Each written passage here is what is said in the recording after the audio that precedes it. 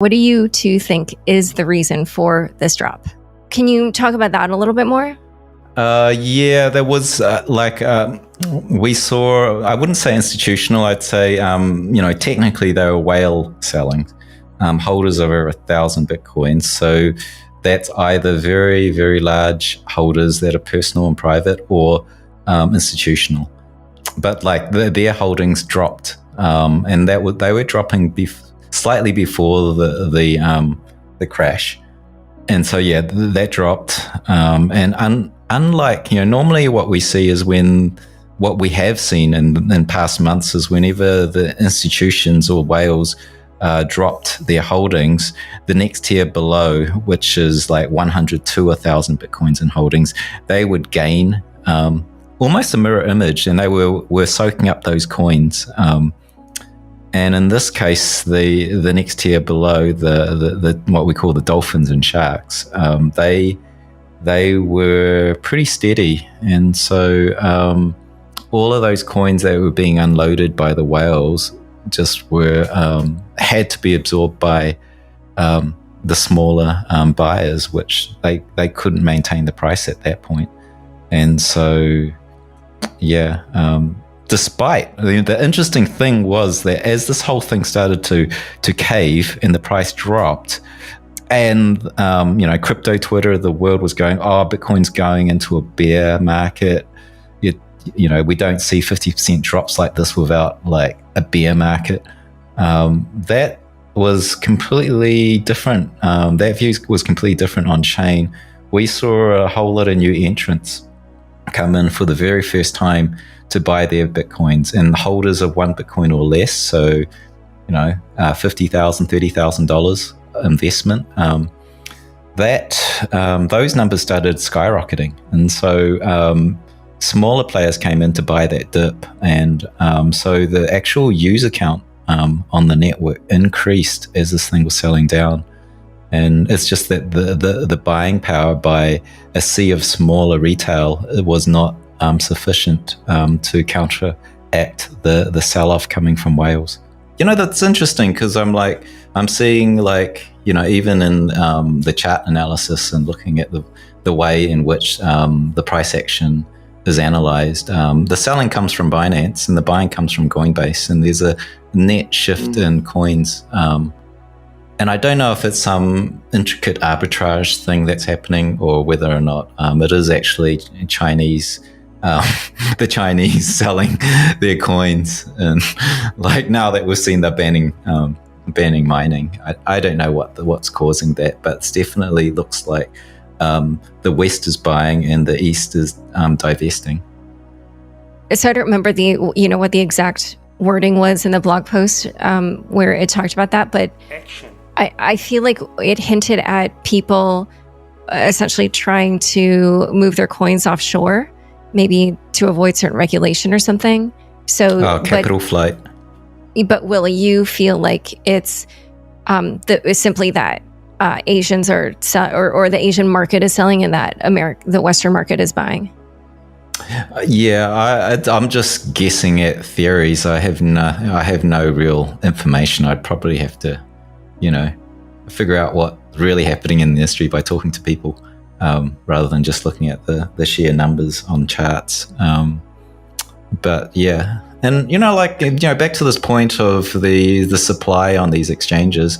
The interesting thing for me is that we've been in an era with such strong institutional and high net worth buying, that on-chain has become very dominant in the first half of this year, because those guys move their coins off the exchanges and put it into cold storage. But now we're in this phase where retail's really ramping up, and they're coming in to buy this dip. And typically the second half of these, 1 in year bull markets that, go crazy vertical, the tail end of it is very, very dominated by retail. And I think the picture might be a little bit harder to read, mainly because there might be a lot of buying from retail, but they don't withdraw from exchanges as much as an institution would. They're quite happy to leave their coins on their Coinbase wallet. And so you'll see potentially the supply on these exchanges increase because they're in long-term holdings by retail, and it looks like coins are being sold in, but in actual fact they're in long-term hold by retail who are just using their exchange wallet. So I think the second part of this year will be quite interesting, and I think we need to know that that effect is happening. Obviously, a lot of people have seen from the news that Elon Musk tweeted out that they were no longer taking payments to, pay for their Tesla sales, and they cited reasons that Bitcoin was, very, very fossil fuel heavy in its network, and so in that view, there was someone who was relatively respected amongst technology actually validating a lot of one of these FUD points that the mainstream media have been throwing at Bitcoin, which I don't think is actually valid, but nevertheless, it sent a shockwave of fear through the market. The price started plummeting within seconds to minutes of that tweet. And the market setup at that point was already quite soft. It was making a light recovery. It was tentative, and it was starting to move upwards. And that's also from a fundamental lens when you look at what was happening on the investment activity on the blockchain. And then when that tweet came out, it instigated severe amounts of selling, not only on derivative markets and spot markets. We actually saw significant sell-off as coins started to flow into exchanges.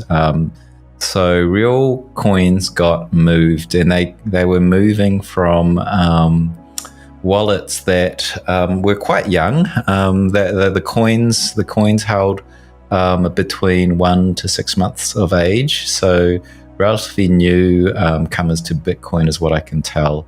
And I think a lot of them saw a lot of really nice rises in Bitcoin from the 20,000 up to the 60, in the 50 to 60 range, and they probably took the opportunity to take profit. And so we saw this huge I just call it tidal waves of coins moving into the exchanges, and ultimately the whole derivatives market started to unwind. Anyone who was long got liquidated, so that added further selling pressure, and so just we had this cascade of complete unwinding and sell-off.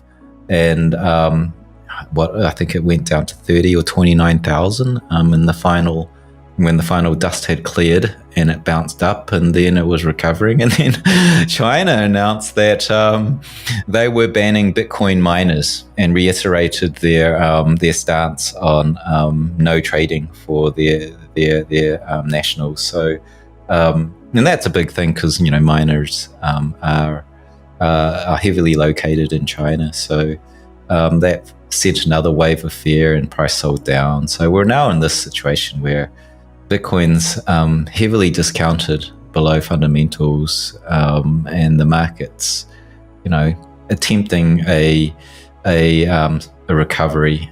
It's going sideways, upish now.